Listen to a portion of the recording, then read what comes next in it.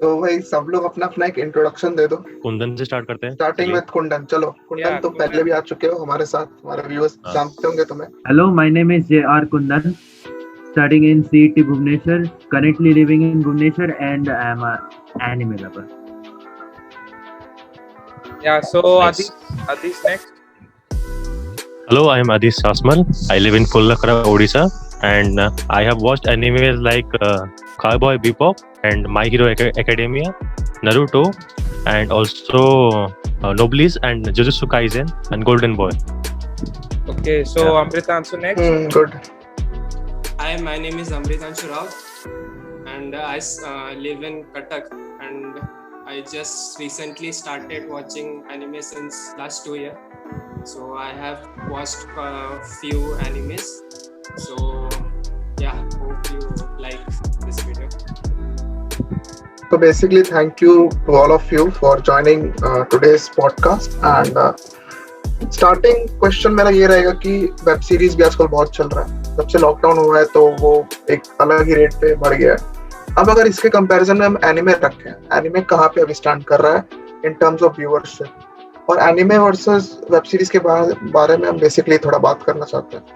क्या ओपिनियन है तुम्हारा, ये कंपैरेबल है? कौन सा तुम प्रेफर करोगे? क्या सीन है?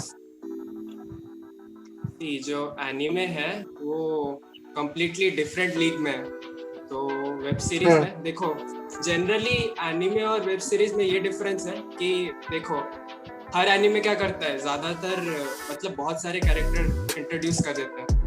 तो उसमें क्या होता है कि अब तुम दूसरे वेब सीरीज में देखोगे तो उसमें इतना कर नहीं सकते, ठीक है। तो अभी बैक स्टोरी दिखाएंगे तो वो सब थोड़ा सा ज़्यादा हो जाता है। तो एनिमे मतलब अगर कंपैरिजन किया जाए तो जो राइटर है, ठीक है, उसको पूरा फुल स्कोप मिल रहा है, मतलब अपना थोड़ा सा आर्ट दिखाने के लिए। एक सीजन कितना एपिसोड्स कंटेन करता है यूजुअली एक एनिमे में? डिपेंड करता है, वो ऑथर के ऊपर रहता है, मतलब वो कितना एपिसोड रखना चाहता है। जैसे वन पंच मैन का कितना एपिसोड था सीजन 1 में? शायद 12 ठो शायद इतना था ना, if I remember it correctly, ठीक है। तो वो ऑथर के ऊपर रहा कि वो कितना सीजन रखना चाहता है। मृतांशु जो बोला वो तो है। और वेब सीरीज में एक बात ये है कि ज्यादा बजट चाहिए होता है वेब सीरीज में, और एनिमे में इतना बजट नहीं चाहिए होता। अब कम बजट में भी अब ज्यादा दिखा सकते हो, तो वही। और वो ऑलरेडी मैंगा में होता है तो उससे अडेप्टेड होके तो बनाता है ना एनिमे, तो उनको पहले से स्टोरी पता होता है कि ऐसा करना होता है। और वेब सीरीज क्या, मतलब वो स्टार्टिंग से बनाना पड़ता है कि स्टोरी लिखो और बनाओ, तो मतलब वही।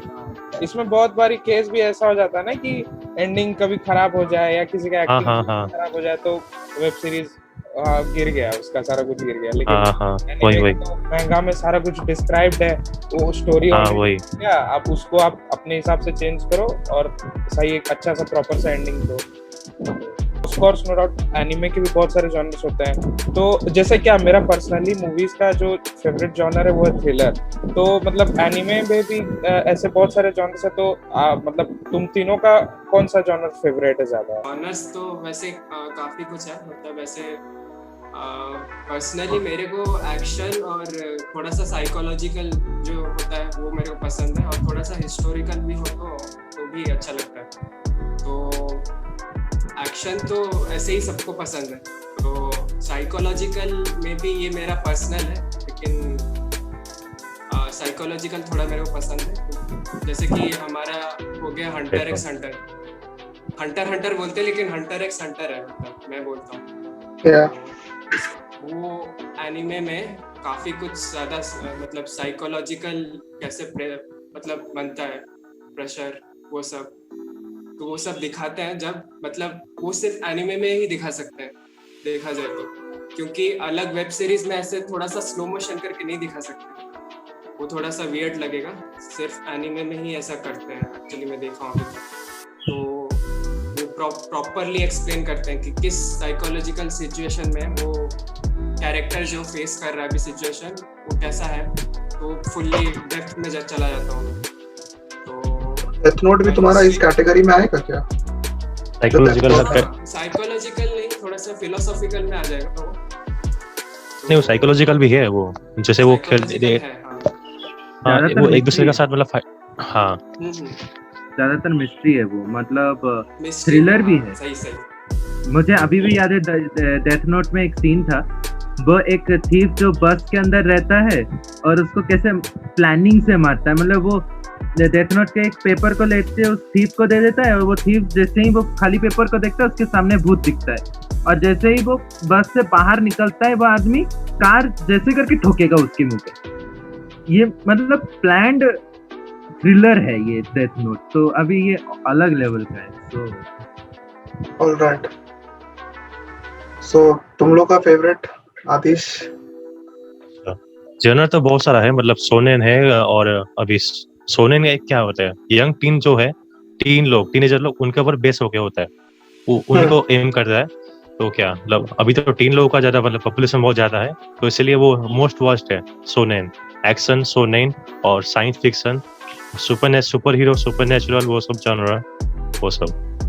तो मैं तो देखता हूँ मोस्टली सोनी नहीं देखता हूँ, ऐसे अटैक ऑन टाइटन का अभी वो थोड़ा अभी देख रहा हूँ, खत्म नहीं किया हूँ मैं, अभी स्टार्ट किया हूँ अभी मैं। और क्या माई हीरो एकेडमिया वो तो एक्शन में जाता है, वो सबसे बेस्ट है एक्शन में। नारुतो भी एक्शन में बेस्ट है। एक्चुअली मेरे को मतलब इस तरह का जॉनर पसंद है जिसमें साइकोलॉजिकल थ्रिलर तो है ही, लेकिन सबसे ज्यादा मैं साई-फाई को दूंगा। साई-फाई जैसे अल्ट्रामैन एक साई-फाई एनिमे निकला था, अगर किसी को मालूम होगा तो नेटफ्लिक्स में, ठीक है।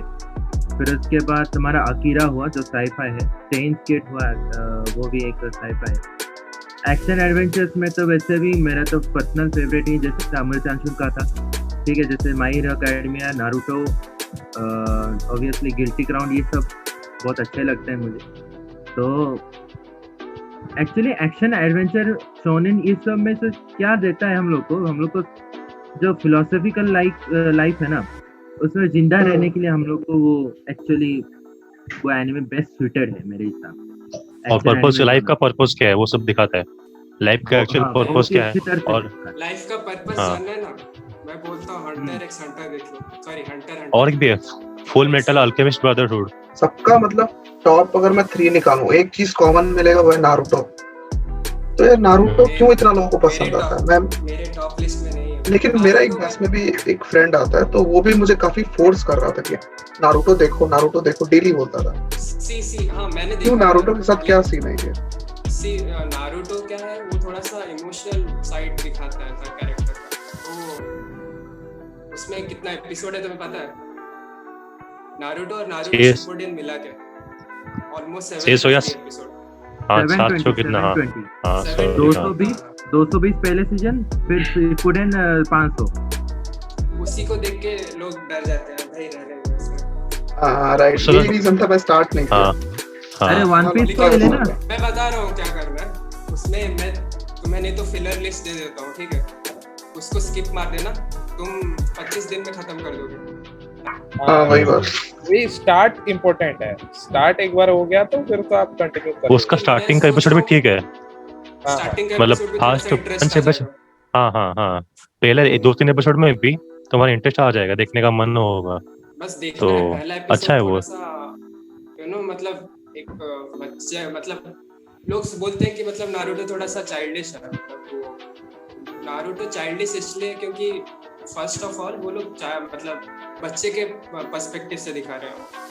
नारुतो क्या है, बच्चा है ना, 11 साल का है वो, तो उसके मतलब उधर तब तक कुछ पॉलिटिक्स या कुछ नहीं आया था। नारुतो शिपुडेन में जब एपिसोड आगे बढ़ेंगे तब पता चलेगा क्या क्या पॉलिटिक्स है। और जब वो टीनेज होता है उस टाइम में, वो टीनेजर स्टेज होता है वो शिपुडेन में। 16 नारुतो में सब कुछ दिखाएगा, मतलब तुम्हें सुनो जो नारुतो में तुम्हें सब कुछ दिखाएगा, मतलब विल पावर क्या होती है, माइंड सेट क्या होती है, ठीक है। फाइट मतलब फाइट सीन भी बहुत अच्छे दिखाया गया है, और मतलब ट्रू लव क्या होती है वो नारुतो तो मूवी में तुम्हें लास्ट में पता चलेगा, हिनाटा और नारुतो का वो भी पता चल जाएगा। तो वो सारे एलिमेंट्स है ना नारुतो को खास बनाता, बहुत खास, इसलिए हम सबके लिए। अच्छा हाँ, और दूसरी बात, उसका हर एक विलेन का मोटिव होता है, मतलब बैकग्राउंड, उसका बैकग्राउंड होता है और क्यों वो मतलब विलेन बना, इसलिए उसका होता है, रीजन होता है उसका, इसलिए लोग ज्यादा पसंद करते हैं नारुतो को।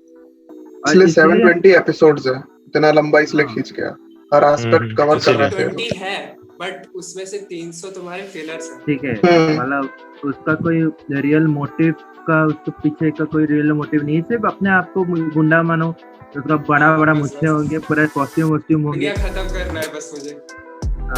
यहाँ नारुतो में वैसा नहीं है। नारुतो में तुम मतलब नारुतो में दिखाएगा कि दोनों के बीच में डिस्प्यूट चल रहा है, लेकिन तुम्हें पीस कैसे खड़ा करनी है उसका तरीका बिल्कुल उस नारुतो में लिखा हुआ, उसको पूरा अंदर मतलब वो लोग ड्रिवन है कि हम लोग पीस एस्टैब्लिश करेंगे, लेकिन सबका तरीका अपना है, तो वो लोग अपने अंदर लड़ते हैं, तो फिर वही है उसमें। कुछ है मतलब कि कैसे लूज किए वो लोग अपने। मैं इसलिए बात करना चाहता हूँ तुम्हारा, जैसे एक सेकंड रुक, अभी जैसे आदिश ने बोला, तुमने भी कहा कि तो जो विलेन्स होता है एनिमे में उसका भी एक बैकग्राउंड स्टोरी होता है।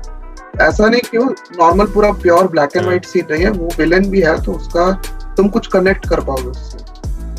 सो क्या सीन है? मेन चीज है, यही तो मेन चीज है एनिमे का, क्योंकि सी विलेन्स को कैसे देखा जाता है, हर सीरीज या कोई भी मूवी हो तो विलन को मतलब एज ए कैटलिस्ट देखा जाता है, मतलब हीरो के लिए, लेकिन एनिमे में वो केस नहीं है। तुम देखोगे कि लोग लगे पड़े, मतलब विलन से भी प्यार कर रहे हैं लोग, एनिमे जो देख रहे हैं, हाँ वो लोग विलन से भी प्यार करते हैं। तो वो क्या करते हैं कि ऐसे बैक स्टोरी दिखा देते हैं विलन का, तो फिर लोग कनेक्ट मार लेते हैं, मतलब बेसिकली उसका विलन बनने का रीजन मिल जाता है। हाँ, वो लोग देखते हैं जो लोग विलन क्यों बना है, ओके, कैसे पेरेंटिंग हुआ उनका, किस तरह से पेरेंटिंग हुआ, वो जब बचपन से देखते हैं, मतलब छोटा बच्चा है, ठीक है, हम लोग भी इस पर्सपेक्टिव से देखें तो कनेक्ट मार लेंगे हम लोग इससे, तो फिर वैसे ही होता है, वो एनिमे में दिखाता है। मतलब ऐसे दिखाता है, मतलब विलन का कुछ हो जाता है, मतलब उसके ट्रेजिक स्टोरी होता है उसका। हाँ, उसने ऐसा चीज देख लिया कि उसके दिमाग में वो ट्रिगर हो गया कि हाँ, हर इंसान ऐसे होगा, हर इंसान ऐसे साइकोलॉजी लेता है, तो वो सोचता है कि इसके वजह से मुझे इंसानियत को खत्म कर देना है। वो माइंडसेट लेके ये विलन का एक्चुअली सबसे बड़ा रोल होता है। हीरो का काम क्या होता है? वही विलन को समझाना कि भाई तुम जो कर रहे हो वो गलत है, टोटल गलत है, just like settling the dispute and bringing peace at once. ठीक है, तो ऑब्वियसली एक आर्टिकल में मैंने देखा था जिसमें एक इंटरव्यू दिया था, एक मतलब प्रोड्यूसर फ्रॉम एनिमे, पता नहीं कौन सा वो प्रोड्यूसर है, वो बोला था कि if anime is made good, then that author who is writing the anime should be thinking himself as a villain, and he should imagine someone as a hero who can solve his problem and not to create any nuisance. ये बिल्कुल एक चीज बताया गया था। तो शायद इसी मेंटालिटी से सारे एनिमे जो है वो इसी थीम से रिलेटेड, जो मुझे बहुत पसंद है, एक्चुअली सबको पसंद है, हम सभी को। तो सबसे रिमार्केबल विलेन कौन लगा तुम्हें आज तक? लाइक ये तो अलग ही लेवल पे है, सच कोई विलेन किसी भी एनिमे का? विलेन आई थिंक मादारा उचिहा वो तो एक है नारुतो का, वो तो बेस्ट है, बेस्ट विलेन है। इताची को बोल सकते हैं कि नहीं मुझे नहीं पता, पर वो एक एंटी हीरो ऐसे कुछ है, मतलब वो में बीच में वो मदद भी करता है और मतलब बुरा काम भी करता है। नहीं, वो टेररिस्ट ग्रुप ज्वाइन कर, वो अपने वो टेररिस्ट ग्रुप ज्वाइन करता है अपने विलेज को बचाने के लिए, मतलब उसके लिए ज्वाइन करता है ना इताची, उसका काम क्या है, वही तो है ना। लेकिन तो सबसे बेस्ट जो मेरे को विलेन लगा मतलब नारुतो यूनिवर्स में, वो है हमारा इताची उचिहा। उसका डेथ सीन मुझे इतना रुलाया, मतलब his motive was to protect the village somehow, to restore peace somehow, but he did it in a very villainous way. और लास्ट में जब रीएनिमेशन जो हुआ था, मतलब वो कोई काबूतो बोल के है, वो एक्चुअली वो जब रीएनिमेशन किया था और जब काबुतो का लास्टली रीएनिमेशन जुत्सु को खत्म कर दिया था, तब इताची सास्के को वो सारी चीजें बताता है, उसको इतना प्यार देता है. Before departing to heaven, he gives that love, and that love is actually making me cry. Everyone cry. बहुत दुखी लगा मुझे वो सीन देखने में. I think मतलब साइकोलॉजिकली देखा जाए तो मैं बोलूँगा कि जो एक विलन है मेरुयम करके हंटर उसका वो बनता कैसे कि मतलब वो ऐसे कंपटीशन कर रहा होता है, मतलब हर एक इंसान के साथ ये अपना थोड़ा सा चेक करने के लिए, मतलब कितना वो कैपेबल है. तो ऐसे चेस प्लेयर और मतलब हर एक गेम में सबको हराया, मतलब तो ऐसे गुंगी करके एक गेम है, चेस जैसा ही होता है, 3 डायमेंशनल होता है, चेस 2 डायमेंशनल होता है. अनलेस मैं इसको हरा नहीं देता, इसको मारूंगा. तो स्लोली उसको मतलब इंसानों से अट्रैक्शन होने लगता है वो चीज़ में. वो एक अच्छा कैरेक्टर है. और आई थिंक लास्ट में भी सबको रोना आएगा वो जब मरेगा. लास्ट में उसका मतलब इंटेंट होगा कि काइमेरा एंड्स और ह्यूमन साथ में कोऑपरेट करें, तो वो चाहता होगा वो, लेकिन नहीं हो पाएगा क्योंकि जो हंटर एक्स हंटर का जो लीडर है वो बोलेगा कि मतलब काइमेरा एंड्स और ह्यूमन एक साथ मतलब एक रूम में नहीं रह सकते, मतलब लाइक ऑयल एंड वाटर एक साथ नहीं रह सकते. तो मेरा तो पर्सनल फेवरेट मैंने जितना देखा है उसमें से इसमें गोकू है. ओके, तो वो पावर और वो सारा उसका super Saiyan mode and God mode ये सारा कुछ ऐसा, तो मेरा फेवरेट गोकू है. ओके, तो तुम लोग तीनों का मतलब कौन सा कैरेक्टर किस ये से फेवरेट है? मेरा ऐसा कोई स्पेसिफिक कैरेक्टर तो नहीं है, वैसे जितना देखा हूँ काउबॉय बीबॉप उसका कैरेक्टर मुझे बहुत पसंद आता है. स्पाइक स्पीगल वो उसका मेन कैरेक्टर है. वो क्या है कि वो अपना ट्रॉमा और पास्ट से बहुत मतलब वो हर दिन अपने पास्ट को जीता है. उसका एक 2 आंख है, एक पास्ट को दिखाता है और दाईं आंख में पास्ट और बाईं आंख में फ्यूचर को देखता है और प्रेजेंट को देखता है. तो वो हर दिन अपना पास्ट को जीता है और ट्रॉमा को सह कर भी फाइट करता है हर दिन, अपना एवरीडे लाइफ गुजारता है. वो एक्चुअली क्या है, वो बाउंटी हंटर है. उसका काम वो क्रिमिनल को पकड़ता है, मतलब पैसा मिलता है, क्रिमिनल पकड़ता है, उसका काम है. वही उसका मतलब फिलोसफी अच्छा लगता है. और मतलब वो क्या वो बेस्ट नहीं है, दूसरों को मदद उसको चाहिए होता है. मतलब ऑल्दो वो फिजिकली बेस्ट है, मतलब फिर भी उसको मतलब इंटेलेक्चुअली या दूसरे एस्पेक्ट में दूसरों को हेल्प चाहिए होता है टीम मेंबर का. तो वही, और बस इतना कहना चाहता हूँ. एक्रमैन के जितने भी खानदान के मेंबर हैं सारे, लीवाई एक्रमैन, मिकासा एक्रमैन, मतलब ऐसे कोई मतलब वो नहीं है, बट बस बैडएस है, लाइक जॉन विक टाइप. हाँ बोल सकते हो. लीवाई एक्रमैन हमारा मतलब कैप्टन है हमारे मतलब स्काउट्स, मतलब जो बाहर जाते हैं टाइटन से लड़ने, तो उसका वो कैप्टन है. वो एक सिचुएशन को एनालिसिस करके मतलब लड़ लेता है, जैसे भी निकल जाता है. तो उसका क्या सीन है, मतलब वो बहुत सारे डेथ्स देखा है, मतलब उसका टीम हमेशा चेंज होता रहा क्योंकि उसके सारे टीम मेंबर मर जाते हैं. तो ऐसे मतलब एक सीन में दिखाया था, मतलब लीवाई एक्रमैन और जो उनका लीडर है, स्क्वाड्रन लीडर एरविन स्मिथ, तो वो लोग ऐसे देख रहे होते हैं मतलब उनके लास्ट डेथ सीन में, मतलब कि यहाँ पे हमारे सारे कॉमरेड्स हैं, वो विजुअलाइज कर रहे थे वो सीन, यहाँ पे हमारे सारे कॉमरेड्स मरे हुए हैं. तो मतलब तुम हर दिन इमेजिन करते हो कि मतलब उनके डेथ का हम लोग क्या किया. तो ऐसा सब मतलब इमोशनल सीन्स उसके साथ जुड़े हैं, तो इसीलिए वो मेरा फेवरेट है. दूसरा मतलब ऐसे तो हर एनिमे में एक बैडएस कैरेक्टर होगा, जैसे डीमन स्लेयर में भी है तुम्हारा गियो. बहुत सारे ऐसे कैरेक्टर्स हैं जो मतलब मेरे दिल को छू लिया. ठीक है, जैसे नारुतो हुआ, इटाची हुआ, मादारा हुआ, तो इसलिए तो नारुतो वर्स की तरफ चलता है. लेकिन मेरा जो सबसे फेवरेट कैरेक्टर जो मैं बताना चाहता हूँ, शेयर करना चाहता हूँ, वो है डीमन स्लेयर का तानजीरो. ठीक है, वो एक स्पेशल टाइप ऑफ कैरेक्टर, मतलब वो देखा जैसे ही मतलब उसका बहन डीमन में बदल गई है, तो उसकी बहन को मारने के बजाय उसकी बहन को उस डीमन फॉर्म से कैसे बाहर छुड़ाना है, उसके बैटल उसको बैटल को उसके लिए वो बैटल लड़ता है। वो अपना मास्टर से वो ट्रेनिंग लेता है कि वो किस तरह से वो डीमंस को मार सकता है, किस तरह से वो क्योर को पा सकता है, ठीक है, अपने बहन के लिए। तो बेसिकली डीमन स्लेयर जो है वो एक्चुअली एनिमे इसी का कारण है कि मतलब वो जो जितना सारे कैरेक्टर्स हैं वो सब के सब एक्चुअली डीमंस को मार देना चाहते हैं, just slay the demons and finish, बस।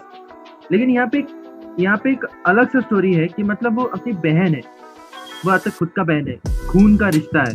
तो खून का रिश्ता को तुम अगर उसे ही मार दोगे, उसको स्वॉर्ड से लेकर मार दोगे तो ऑब्वियसली होगा नहीं। तो ये जो ब्लड रिलेशन का एक स्ट्रॉन्ग स्टोरी जिसको हम बोलते हैं ना, वो स्ट्रॉन्ग स्टोरी एक्चुअली तांजीरो बता सकता है, या तांजीरो एक स्टोरी के माध्यम से वो बता सकता है in the form of demon slayer. तो ऑब्वियसली वो मेरा फेवरेट कैरेक्टर है।